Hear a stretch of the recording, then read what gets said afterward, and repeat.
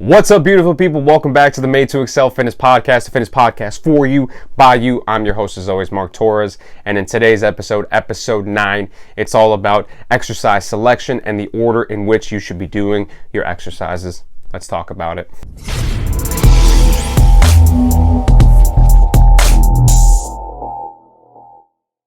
What's up, everybody? Welcome to the show. Today is Monday, May 4th. May the 4th be with you. Happy Star Wars Day to you guys out there. I've got my Luke, I am your spotter shirt on, so I'm feeling real festive.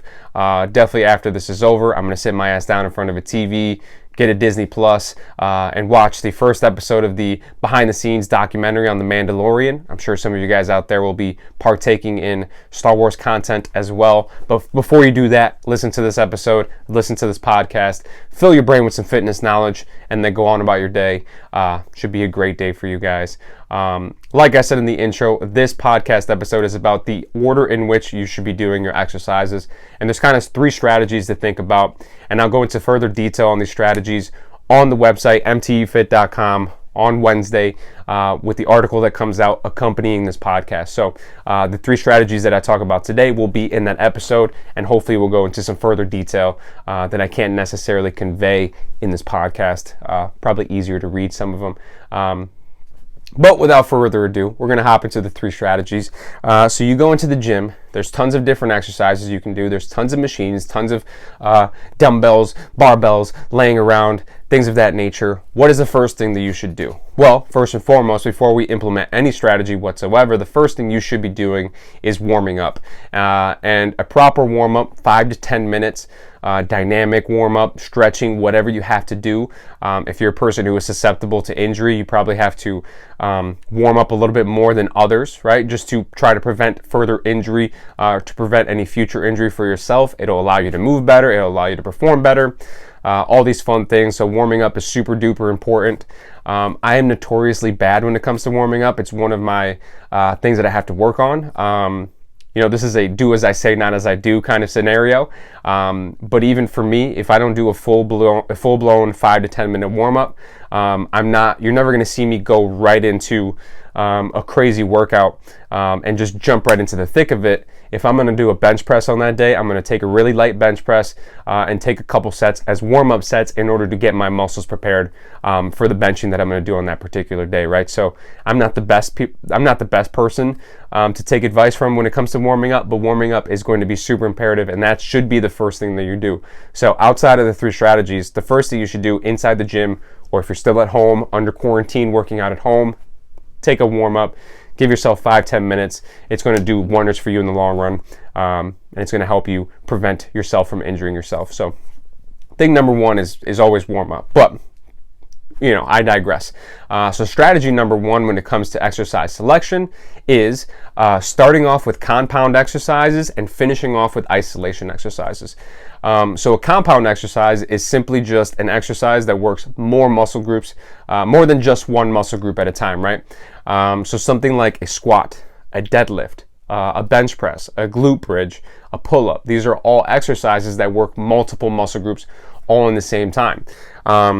And the reason you might want to do these first is that it takes a ton of energy when you're using all these different muscle groups to perform a movement. It takes a ton of energy to carry out this movement, right? So if you put them all the way at the front where you've got all the energy that you're going into the workout with, you're at full capacity. You have all the energy to start off with to perform that movement properly and to perform that movement well, right? As opposed to doing it at the end where you're tired and you might not have that much gas left in the tank, right? So putting that up front is going to help you perform that movement really well, right? And an isolation movement is an exercise that only works one muscle group at a time, right? So classic isolation movement is a bicep curl, right? Bicep curl, you're only working the bicep, right? If you find that you're kind of cheating the bicep curl a little bit, you're swinging a little bit, then it might turn into a little bit of a compound movement. But a classic, really clean bicep curl is a perfect example of an isolation movement, right? Anything tricep, isolation movement as well. Those are things that don't take as much energy, so you can put them at the end of your workout So even when you're a little bit gassed, you can still perform these movements efficiently, right? You don't have to have that much energy to perform these movements because they don't take as much energy as a compound movement does, right? So doing your compound movements first, getting that out of the way, using the max amount of energy that you can on that compound movement, and then moving on, going forward from there, is going to, you know, bode really well for you when it comes to performance, right? And being able to do a lot of work in a short amount of time with those compound movements, right? So, you know, if you're a power lifter in any sort of way, shape, or form, which I'm assuming a lot of you aren't, but the main three powerlifting lifts are the bench, the deadlift, and the squat, right? So those are the three kind of quintessential power lifts, and they're you know, classic examples of compound movements. But even if you're not a power lifter, you're probably still doing some sort of variation of those three movements, right? Just because you're not barbell back squatting doesn't mean you're not doing a goblet squat. Same thing, still a compound movement, right? If you're not barbell deadlifting, you're probably still picking up something from the ground in some sort of hip hinge, some sort of variation of that. It's still a deadlift variation. It's still very much so a compound movement. And if you're not barbell bench pressing, you know, you're still doing a chest press machine or pressing dumbbells or whatever the case may be. That's also some form of compound movement in comparison to a bench press, right? So compound movement takes a ton of energy to do so. So if you think about it, like the deadlift is probably, you know, example number one when it comes to compound movement. You're using your back, you're using your core, you're using your quads, hamstrings, glutes, calves. You know, you kind of run the gambit. It's almost a full body exercise when it comes to a deadlift. So you can see how it takes a lot of energy to perform that deadlift versus a bicep curl, right? So starting up front with your compound lifts and then finishing off with your isolation lifts is a really good idea. And side note, combining exercises does not make it a compound lift, right? When I was looking up different compound exercises, just to kind of have a different idea if there's things out there that I might have missed, I saw some people were like, you know, doing a reverse lunge with a bicep curl is considered a compound. It's not, because a bicep curl is a classic isolation movement, so just pairing it with something else doesn't make it a compound movement, right? So, you know, like I said, isolation movements take a lot less energy, so you can't bicep curl as much as you can reverse lunge. So if you're going to add a bicep curl to your reverse lunge, you have to use a really light weight because you can only bicep curl so much. So if you're using a weight that you can bicep curl, you're taking away from the fact that you can reverse lunge a lot more weight, right? So just separating those and doing them separately makes a lot more sense than just adding them together. So, right, so combining exercises together doesn't make it a compound movement. So classic compound exercises, good to go, but adding things together, that doesn't count. So compound movements first, isolation movements towards the end. Strategy number one. Strategy number two, starting off with big muscle groups, moving towards small muscle groups, right? And this is almost in the same vein as the compound movements versus the isolation movements. There's a lot of overlap that goes with these. But starting off with the big muscle groups because they take a lot of energy. So you want to go into using all the energy that you can, all the energy that you have at the beginning of a workout towards these big muscle groups is going to go a long way in helping you perform better, right? And then saving whatever energy you have towards the end of the workout for smaller muscle groups that don't need as much energy, right? So that's definitely a different way to go about it. And it almost runs kind of parallel with the compound movement and isolation movement, right? So, you know, the biggest muscle groups, right? Number one is the quadriceps. And when I say muscle groups, the quadricep is a group of muscles that kind of have the same function, but there's different muscles in the quadricep group, right? So the quadricep is just the front of your leg.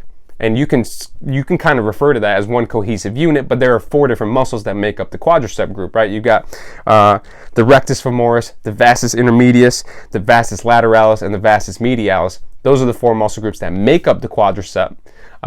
But just that muscle group alone is the biggest muscle group in the body. And then you've got your glutes. Number 3 is calves. You might not, you know, it might not seem that way, but the calves are the 3rd biggest muscle group. Shout out Johnny Drama. If you've never seen Entourage, that reference went way over your head. I highly recommend it. Great show. But calves are actually the 3rd biggest muscle group. And then 4th is the hamstrings, right? Same thing. That's a muscle group. There's different muscles in the hamstring group. But hamstrings rounds out the top 4. So, interestingly enough, the top 4 muscle groups in terms of size are in your lower body, which makes total sense when you think about it, because you're constantly using your lower body muscles, right? Standing up, sitting down, walking around, going for a hike, going for a jog. all these things are lower body focus, right? You don't have to necessarily use your upper body as much for these things. So the top 4 are lower body muscles, right? Which makes sense why the calves are number 3, because just walking around, think about all the times you're flexing your foot, that's working your calves. Even though you're not in the gym doing calf raises like you should be, you know who you are, then you're still using your calves a ton. So they are getting developed just on your day-to-day basis, just walking around. So top 4 are actually lower body muscles, and then number 5 is the delts, your shoulders. That's actually 8 muscles that comprise a shoulder. The pecs and the muscles of the back are all kind of relatively similar in size. You can classify the back as one big muscle group, but there's different ways to train the upper back, the mid back, and the lower back, so it's easier to kind of just separate them.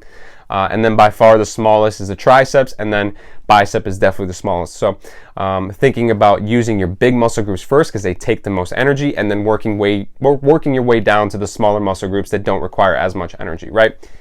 And this will be dictated upon how your workouts are set up, right? If you're a person who does full body workouts, then you might look at this and say, all right, I've got to do lower body stuff first and then work towards upper body stuff because my lower body is going to take more energy.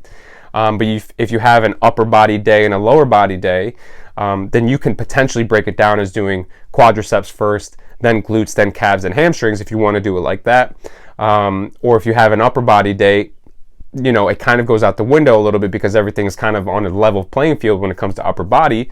But that's where you can kind of revert back to number 1 and say, I'm going to do a compound movement for, let's say, my chest, and then work towards isolating different parts of the chest towards the end of the workout, right? So if you do a flat dumbbell chest press, that is a kind of an overall pec exercise versus when you do it in an incline, you're targeting a specific part of the chest, and that becomes a little bit of a more of an isolation movement. So you can kind of start to revert back to number 1 when it comes to that scenario, right? So depending on how your workout is set up will dictate how you can effectively use the second strategy of tackling bigger muscle groups first and then going down to the smaller muscle groups. So and when you think about it, when it comes to like the smallest muscle group being the bicep curl is probably your weakest lift, right? If you think about it, you could probably bicep curl a lot less than you can do any other movement.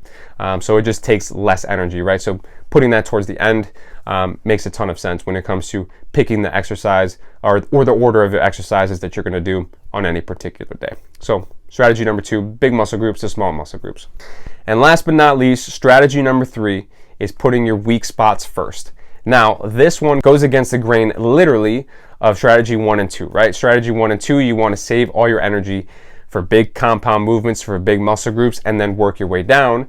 Versus if you have a weak spot that you particularly want to work on, right? Let's say you have a weak chest, right? Myself in particular, I've got a very weak small chest.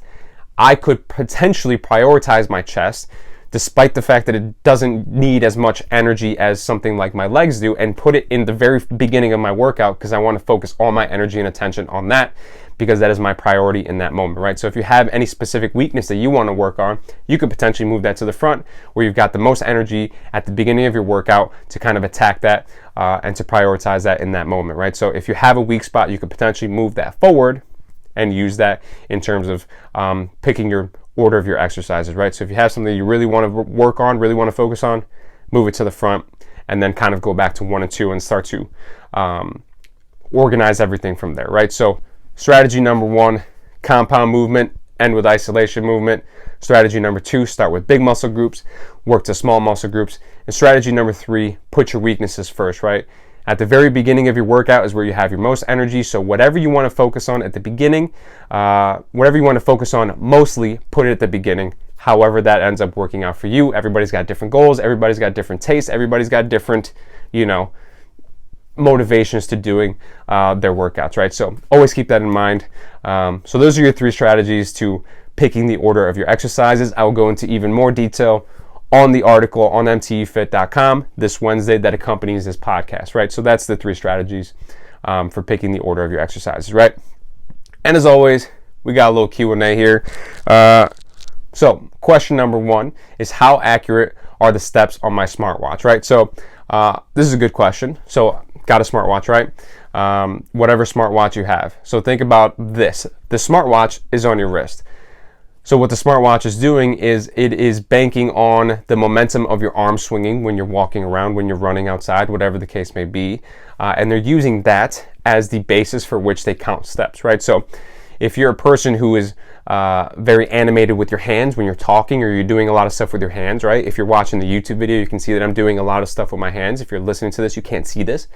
But imagine I'm talking with my hands a lot.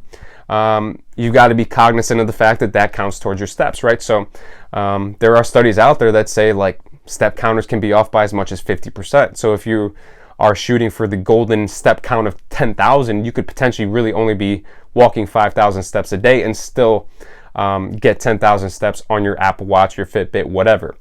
But keep that in mind. But keep in mind that if you're a person who's relatively active, right, and you go for a big hike, odds are your smartwatch is relatively accurate in that moment, right? Because you're actually walking around and you're actually taking steps, and it's relatively does a relatively decent job when you're doing that, right? There are times where I'm bored at work and I'm pacing around, and I will look at my watch. I'll see how many steps it says I have, walk around, count those steps, and see like what the watch tells me my steps are at that moment, and it's usually pretty good, right? So depends on your situation, right? If you're a person who sits down and plays Call of Duty for 6 hours, you get up, you do a 15-minute workout, and then you go back to Call of Duty, and you look at your watch and you have 10,000 steps, you know that there's a big disconnect there, and you probably are way off when it comes to that number. But if you're a person who went for a big hike, you went for a long walk around the block, and you've got a decently high number, then odds are it was relatively accurate in that instance. But don't use this thing as gospel. Use this thing as kind of a little bit of a North Star for you to work towards something. But know that it's not 100% perfect, but depending on your situation, it could be relatively accurate and relatively good at telling you just about how many steps you're taking in a day. It all depends. Question number 2, why do you have such a man crush on Will Smith? He's the man. He's the man. Like, I don't know what to tell you. He's the man. I don't know when I first started watching The Fresh Prince. It might have been like before school. It was on TV at times. But that show is like one of the best shows of all time, and is probably my favorite show of all time. Hence why I've got a crush on Will Smith. Plus the first batch of movies coming out of the gate, dude was on fire. Men